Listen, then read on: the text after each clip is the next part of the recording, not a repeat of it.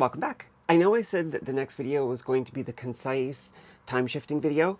That is still coming, but I am really bad with timing and scheduling, and I ended up coming to the boat first. So that will still be coming, and the next normal battery video, this is a boat video, but it's still going to be about batteries. I'm going to talk about that in detail momentarily. So I've been spending about the last week on the boat.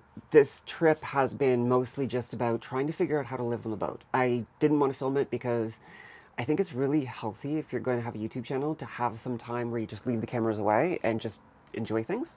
And so that's what I've done.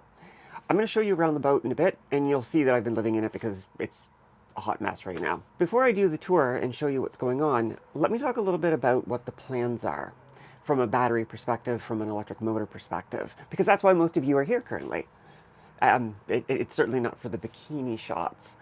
I talked a bit in the video where I was talking about buying this boat, what appealed to me about it, but in case, for a lot of people who might not have seen that, I want to cover briefly why I chose this boat.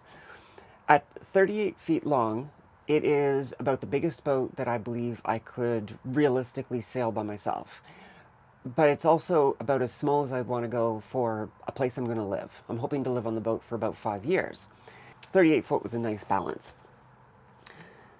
The other reason I chose this boat is that it is a cruiser variant of a race boat. And why that matters from an electric perspective is I really wanted to use an electric motor called a pod motor, which is where the electric motor is outside of the boat. It doesn't go where the old diesel engine used to go.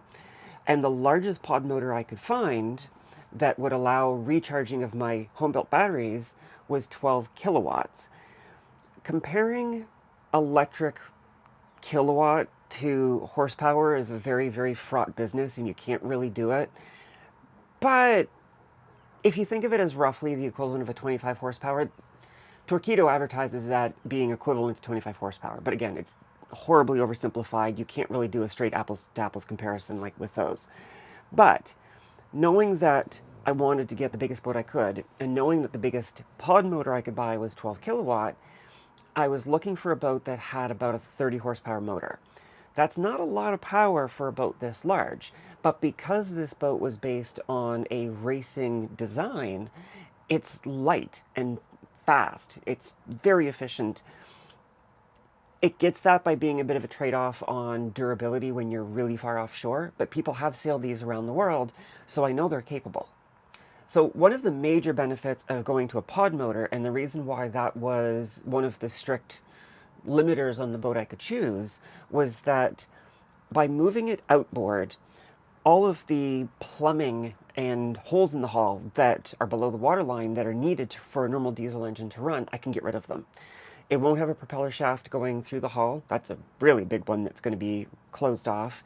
But also the cooling lines. The current diesel hauls water in, runs it through a heat exchanger, and dumps the heated water overboard. That is a hole below the waterline. One of the things you have to be worried about, not hugely, if you maintain your boat, it's not really that big of a deal, but you have to be mindful of the fact that you have holes in your boat that are below the waterline. And if something goes wrong, well, the water that's supposed to be on the outside gets onto the inside, and the more water gets into the inside, the lower the boat sits in the water. And you can imagine how that can become a problem very quickly. So there's a peace of mind of being able to close up the through hulls. More importantly, though, it means that all of the space that used to be dedicated to the diesel engine and the diesel tank goes away. So that frees up a lot of space for a lot of batteries. Now, for those of you who might have heard me talk in the past about my plans for this boat, there has been a fairly major change in my plans. I don't think I'm going to have a diesel generator. I've decided to go all in, all electric, no diesel generator whatsoever. I don't want to have any gas, diesel, propane, any of that kind of fuel on board the boat. So that's all going away, meaning I can now for sure fit all 6 of my batteries, which is going to give me 86 kilowatt hours of energy for a boat that weighs 16,700 pounds, which is normally driven by a 30 horsepower diesel motor. Translating that, if I've done my math right, that works out to over 14 hours of runtime at half throttle, which should get me about 5 knots, which is how many kilometers an hour? 9.26 kilometers an hour. So let's say 9 kilometers an hour. So at about half throttle on the electric motor, if I've done my math right, I will be able to go for 14 hours at 9 kilometers an hour, which gives me then a range of 14, it's 126 kilometers range. Now, if you're used to electric cars, that doesn't seem like a lot, but you got to remember this is basically the size of a home, small home albeit, pushing through a really dense medium, water. So that's actually a stupid amount of range, more than enough for what I would ever need it for, which would be getting in and out of harbors, just to the point where I can get the sails up, or, and this is where I thought I needed the diesel generator, if I want to do canal or river runs. So in Europe and in America, and I'm sure in other places, there are rivers and canals that were made where you can run your sailboat, but a lot of them have low bridges over them. So the mast is too high. You just can't get through. So if you want to do those runs, you have to, what they call unstep the mast. You have to take the mast out of the boat and just sit it on supports. And of course, once you do that, you're now a motor vessel. You're not a sailing vessel anymore. And at the time I thought, well, if I want to be able to do that, I could be unstepped for 2 to 3 weeks at a time. I need the diesel generator in order to run basically like a hybrid car. But I got to realizing if I'm in a city or anywhere where there's bridges, I'm never going to be too far from marinas that have shore power, places I can plug in. So why wouldn't I just stop for the night, pay the marina fees, plug in the boat, and recharge the batteries? And the next morning, I'm good to go again. So that meant I didn't need the generator for doing river runs. And then the other question was, well, what if I go really far away from land? Well, if I go really far away from land, then I'm running my sails. And if I'm running my sails, I'm not running the batteries for running the motor, which is what runs a lot or burns up a lot of power. And that also means that all of the solar I'm going to have is going to be able to slowly charge up the batteries. Now, then the question becomes, well, if you go up into the Arctic or the Antarctic, even if you're in the all-day sun, the 24-hour sun, it's at such a shallow angle that it's not really going to be able to charge the boat, charge the batteries.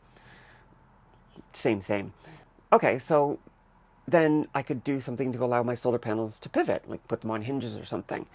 And at the time, when I first started thinking of this project, I thought, no, I can't do that. It's going to be too much work. It's going to be too much weight at the back of the boat. I didn't want to be sailing like this through the water. Well, by getting rid of the diesel engine, not putting in a diesel generator, I get rid of a 30-gallon diesel tank, which sits right at the back of the boat. That's more weight budget I can now have to build a more robust solar arch. So now putting something to allow me to cant the panels so that I can get power from the sun on the low horizon suddenly becomes more viable. And this is perhaps the biggest realization I had. Okay, so let's assume that I wanted to have a diesel generator anyway. A, I'd have to have less batteries because space and weight. But 2, people sail to the north all the time with diesel batteries, diesel engines, and they have to worry about running out of diesel. And if they run out of diesel, they're done. You can't carry a diesel refinery on the back of your boat. I have panels, and I can regen from the sails because it'll spin the propeller, which will help charge my batteries. So in effect, I think I'm better off than a traditional diesel boat because I can make my own fuel. So, with all of this said, how would I give you a tour of the boat? Now again, fair warning, it is messy in here. I've been living here for a week. I have made no attempt to clean up because I have no pride. So I'm going to do my best to make sure this isn't shaky, but yeah, I apologize if it's a little shaky. So here I am facing aft, the back of the boat. One of the things that I really like about this boat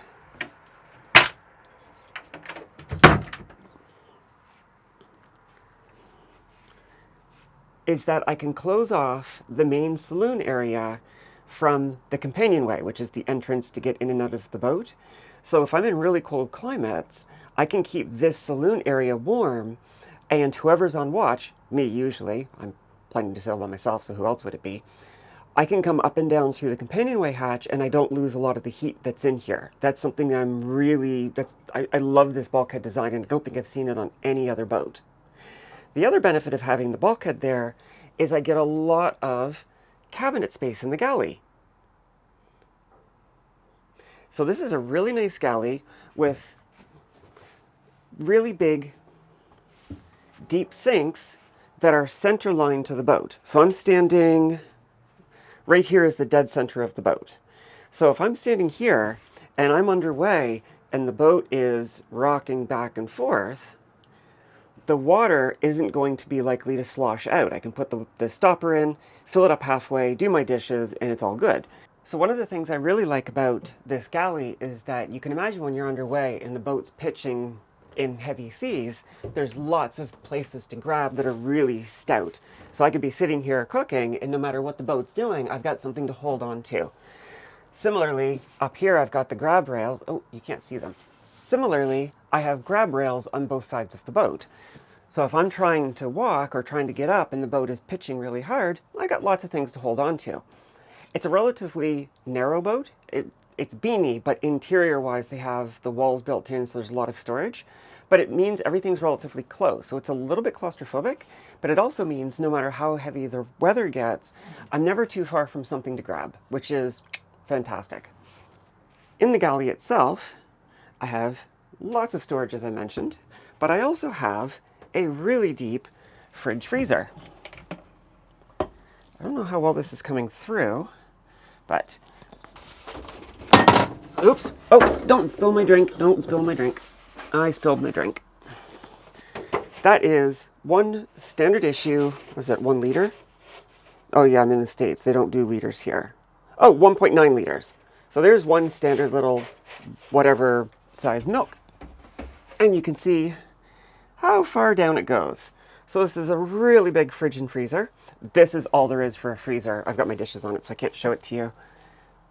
But it's enough to make ice for the drinks, and that's really what matters. And it has a nice shelf for the food here, so lots and lots of storage. Yes, it's ugly and dirty, I need to clean it. And the always glamorous head, also known as just the toilet in normal language.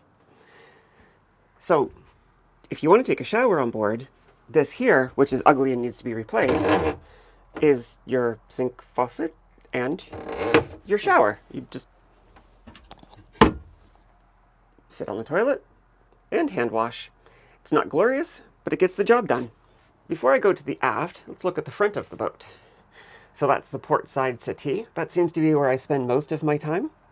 It has a leaf, so if I did want to have other people come and stay on board, and they were very friendly, either one person or 2 people could sit here. Yes, the cushions are very faded and ripped. They will be replaced, but not until after I get home to Canada. On the starboard side, there's another settee that's for 1 person, but a very tall person. And I took out the old TV and stereo, and there is the beginning of my Raspberry Pi and network for a bunch of other stuff I'm eventually going to do with monitoring the power system, monitoring various things on the boat, and hopefully eventually building a project I'll talk about more later. The settee table has these leaves that flip up. You can see this one's up and this one's down, so I can pass through. Lots and lots of space for lots of people to eat if I ever have anyone on board. Glorious, glorious 1980s curtains. They will be replaced after I get back to Canada. And of course, the ubiquitous adult apple juice storage. Going forward is what they call the V-berth. They call it a V-berth because, oh, look, can you imagine why they might call that a V-berth? This is where I usually sleep. Sorry for it's so dark. I don't have my lights. So in the V-berth, there's your closet. And you can see I've just got it full of shit already. And that's where you would put your foul weather gear. Let's see if I can get it to focus inside. So you hang that up, and whatever's wet from being out on deck can just drip down there and it runs into the bilge and gets pumped out. Now, one of the things I like about this is that is a step to the hatch. And the nice thing about that is, if for whatever reason there was ever an emergency on board, and I didn't think I could get through the companionway, I can pop the hatch and literally just step on there and climb out of the boat really quickly. Nice little safety feature. One of the things I really like about this boat is it has a lot of water tankage. underneath both the port and starboard settee, all under here and all under here, there is no storage. It's just water tanks. Then, forward, under the V-berth, is also water tanks. Between the port and starboard water tanks and the V-berth water tank, I believe I've got 120 US gallons, which I think is 540 liters of water storage on board, which is absolutely insane for a 38-foot boat. Certainly not something that the racer variant of this would have had, but it means now that, first of all, I have 3 tanks. So if anything ever happens and one of the tanks is contaminated or broken or damaged and it drains out, I still have a lot of leftover water in the other 2 tanks. Underneath the galley sink, there's a manifold where I can open and close each tank individually as well. And I'm hoping, especially now that I've decided to get rid of the diesel generator, to have enough space for a water maker. So if I do get a lot of solar and the batteries are full, I can use the excess power to run a water maker, which could then put some water back into my tanks. I should be able to go for a long time without having to worry about water when I'm on board, which is chef kiss. So, let's go into the back, also known as the aft, if you want to talk like a sailor. In the aft of the boat, we have the companionway. The companionway is just a boat way of saying the front door. I have the old, ancient, ugly 12-volt and 120-volt breaker panels. Main battery disconnect, inverter, and more breakers. It's all going to go. To port, there is, you can tell I didn't bring my lights. So to port, you have a nice pilot's berth. So here you could fit 1 person very comfortably and 2 people easily if they liked each other. This is a really nice place to sleep when you're on watch, meaning you're going out checking for boats and other potential obstacles and then coming back in, especially if it's cold and rainy or it's late and you're tired and you want to lay down. On the starboard side is the nav station. Now, I have also made a decision that I am getting rid of the nav station. Underneath the seat is the black water tank for the head, for the toilet. So basically, all of your waste gets stored in a tank there, and periodically you have to go and have it pumped out. I don't like that. I like a flushing toilet. I don't like having a canister of poo and pee in the boat ready to leak at some point. So I've decided already to get rid of the old head and replace it with a desiccating head. Basically a really fancy, over-engineered bucket. It's kind of gross when you think about it that way, but it means you have no hoses or storage for waste, lots of things that can't go wrong, but more importantly, it frees up this area for other uses. So what I'm currently planning to do is to build a plinth that I can put a washing machine here, because I'm a princess and I want clean clothes on board. And then this area gets all opened up for more technical equipment. Right now, it's where I do my cooking. Radio's really old. Someday I'll have to show you this before I rip it out. It's an old-fashioned green phosphor radar. It's very retro and it's also broken. So, this is the cockpit.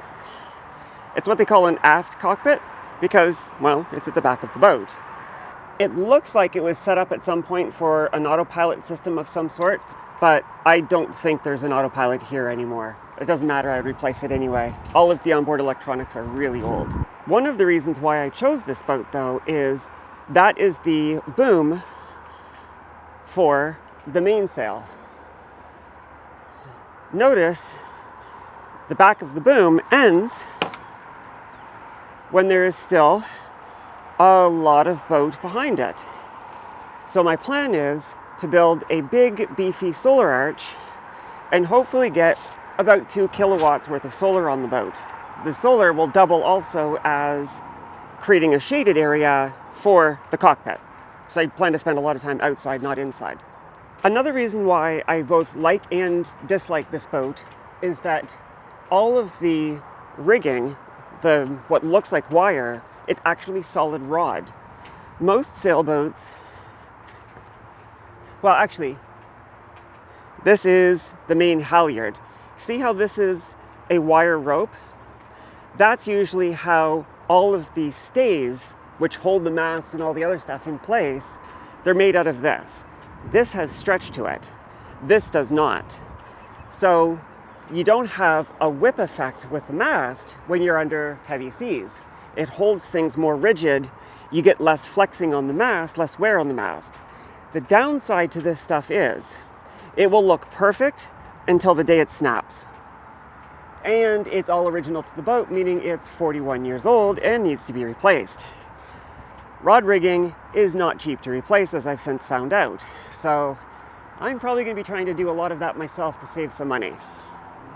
Going forward, it has a roller furler for the jib sheet. So the jib sheet is the part of the sail forward of the mast that usually billows out one side or the other. Well, of course it billows out one side or the other. That's a stupid statement. Anyways, I'm new to all of this. One thing I really like, and I intend to be spending a lot of time, is they have this really nice step/seat right at the bow of the boat. So when I first got the boat, I'll insert some pictures to show you, all of the lines that were holding her fast were very badly worn and on the edge of snapping. So when I came down here for the first time, the very first task I had was to replace all of the lines. They were in bad shape.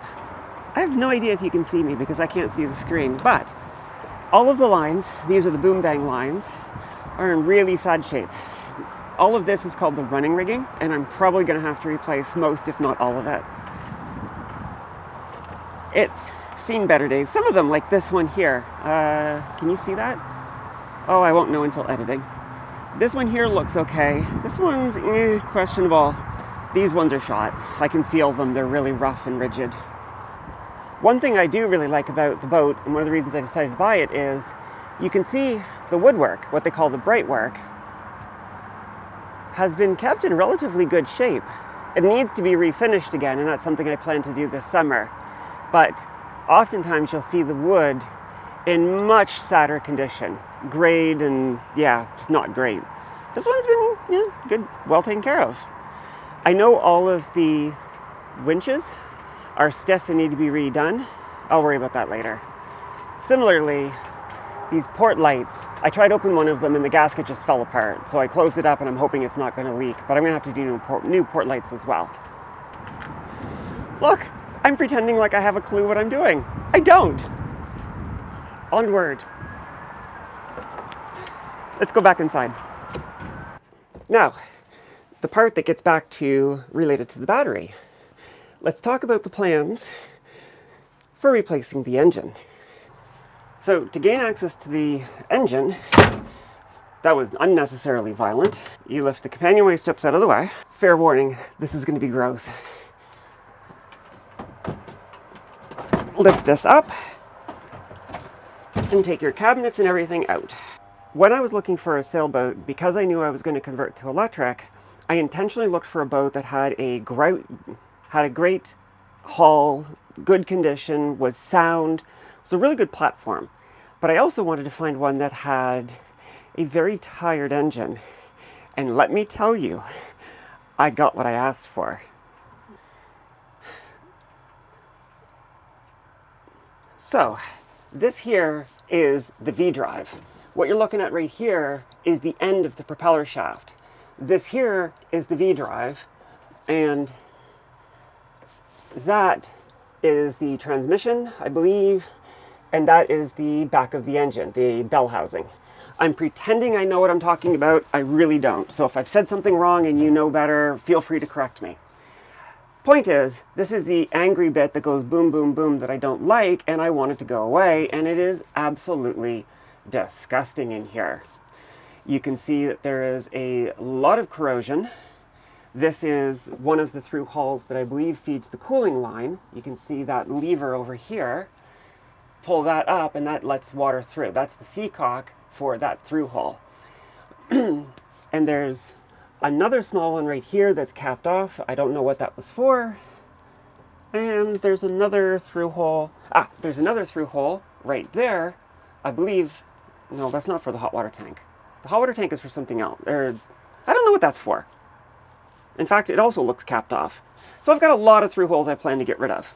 I do have a standard hot water tank that can be heated either with electricity or when the engine's running, it runs the hot fluid through and heats the water. Obviously, that's going to go away with the engine because I don't have an engine to heat the water. I don't know if you can see, but it goes back, well, a shockingly large amount of distance. I mean, I should know this because I know how big the boat is. Oh, I have a better way to light this up.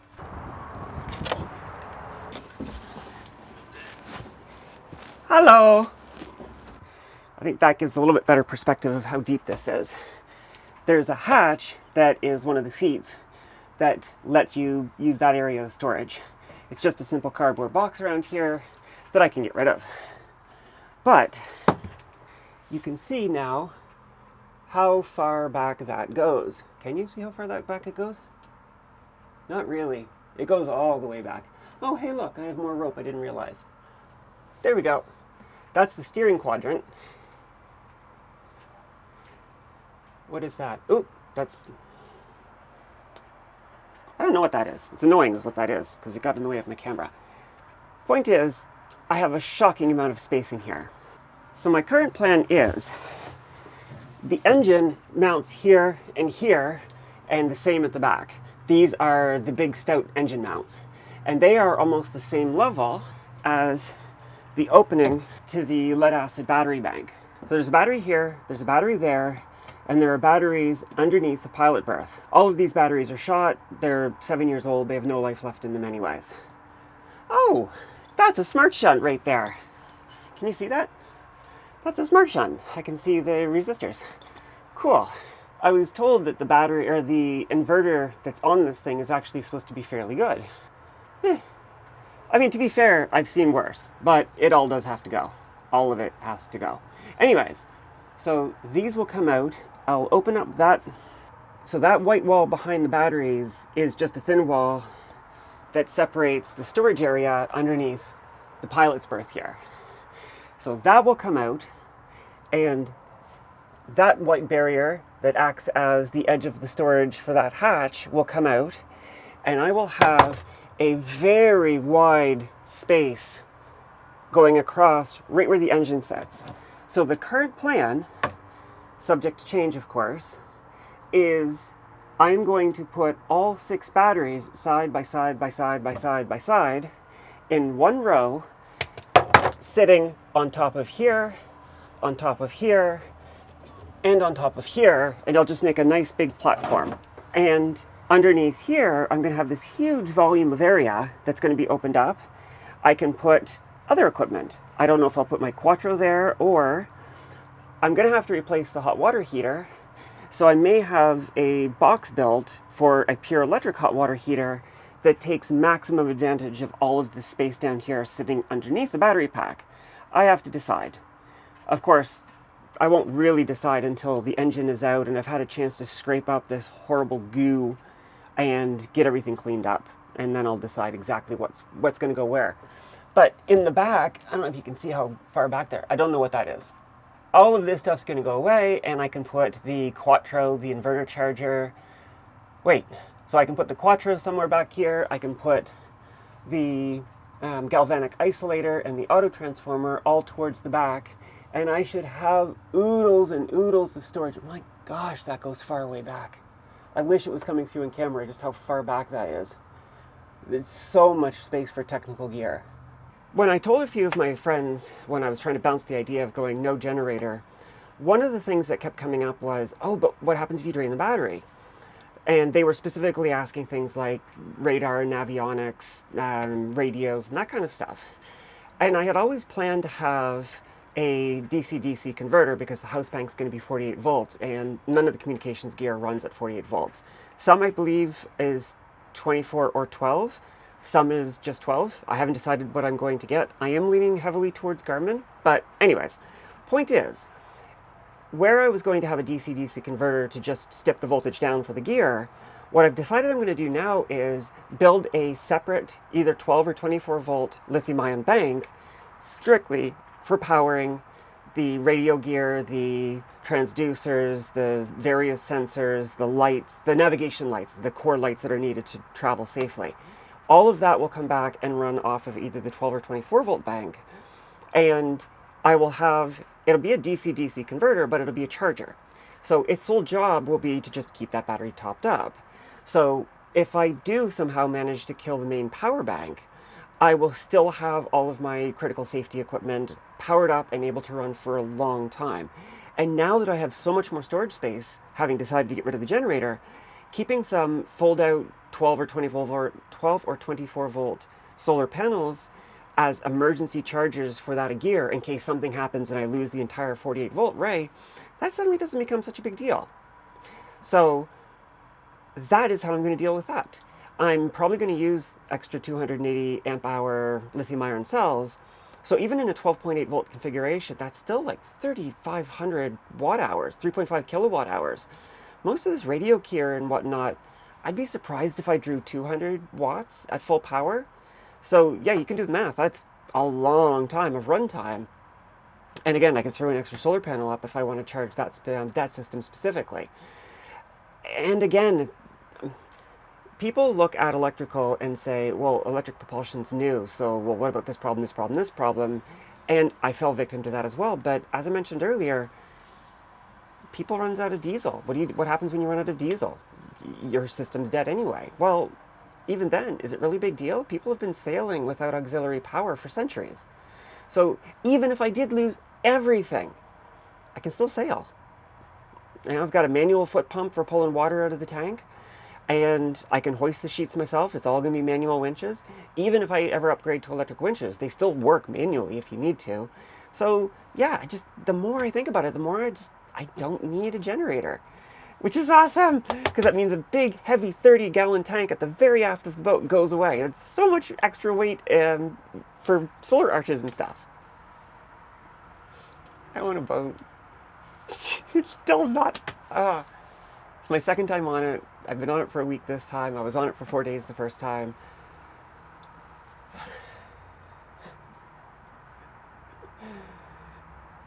Y'all, it's happening. Let me tell you about the next few months worth of plans. So I bought the boat down in Graysonville, Maryland, and that is very far from where I live. It's a 10-hour drive from where I live, and I need to get it home.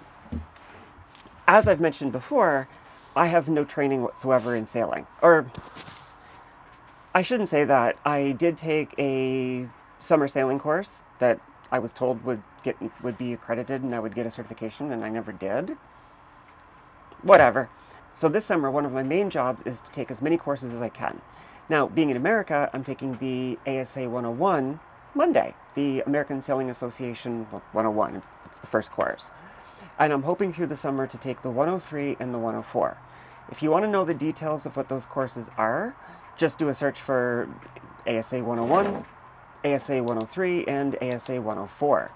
There's a lot more. There is no 102 currently. With those, that should help me with the insurance, because then I'll be able to show that I've got some competency, and it'll be, I'll get a proper certificate saying that I've passed those courses. But also what I'm going to do this summer is I've got to do a lot of little fixes to the boat. I'm in a really weird space where I can't fix the boat too much because of taxes, because of course taxes. So when I went to buy this boat, I was working with a broker, and the broker's communication wasn't the best, to put it mildly. But whatever, I got the boat. As soon as the sale was complete, he stopped responding to any of my messages. So I've been trying to figure out how to transfer the boat to my own name. I've had some lovely people who've been helping me figure this process out. And part of the process, I had to figure out how do I import it into Canada. And for that, I ended up calling the Canadian Border Services, and they were saying that when I reach the border for the first time, the value of the boat at that time is assessed, and I have to pay taxes, not import taxes, but taxes for purchase, on the value of the boat at that time. Now, I bought the boat for 35,000 US dollars. The trick is, when I asked the guy, well, I've got the bill of sale, and he was like, yeah, that won't matter because it's been too long since you've purchased it. So if I fix the boat up too much, I risk increasing the value from the eyes of the tax person and end up paying more tax to import it into Canada. Now, once it's been imported into Canada, I can leave and come back whenever I want, do whatever I want, I never have to worry about it again. But on that first import, the value of the boat is assessed. So I kind of have to keep it looking a little worn. I can't really do much to improve it because I'll have to pay more in taxes. It's stupid. So this summer is going to be about getting the boat to a point where I can safely, reliably sail at home. There were a bunch of relatively minor deficiencies found in the pre-purchase survey, pre-purchase inspection of the boat, and I had some insurance companies say that I had to address all of those before they would give me insurance. So things like lights, how many wires go to a particular terminal, I have to switch that out to a bus bar, wire not being supported every so many inches as per ABYC. So I'm going to do all of those little things. If you recall, when I was doing the sea trials on the boat, the water was leaking really bad and the bilge didn't come on. So I've got a new bilge float switch. So if the water comes in, it automatically turns on the bilge and pumps it out. I've got a lot of little things like that I need to do. I need to shock the tanks. I have to make sure that the water is potable. I'm not going to drink it until after I've had the tanks out and scrubbed them inside and dried them, but I want it at least to be clean enough so I can do my dishes and whatnot. A bunch of little things like that I'm going to be doing. I have to decide whether I want to film those. So there's a whole, I know most of you watching right now are here because of the battery side of things. And I want to make sure that the channel stays focused on the power side of things, the battery side of things, the repower to the electric motor and whatnot. There's a whole genre on YouTube of people who buy and fix up sailboats. And I kind of want to do the same thing. So I have to figure out how I'm going to do this, because YouTube really punishes you if you change topics, as I've talked about in the past. I'm going to want to show the refit of the boat. Obviously the batteries and the motor, that makes sense, but there's going to be a lot of other things as well, and some of it's going to be woodworking and whatnot. I think I'm going to start filming some of that. Not all of it. I don't want to hate my life, and I want to keep enjoying making these YouTube videos, and I don't want to feel like I have to have a camera over me all the time. But I think I will show some of them. And hopefully there'll be enough electrical / battery work that will keep you lovely battery people interested, but also introduce some boat people, and maybe help convince some other boat people to go all electric. So I think that's going to be it for this video. Yeah, there's a mermaid. I'm on a boat. See you later.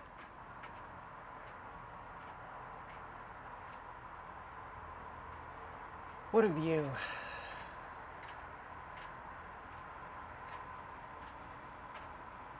What a view.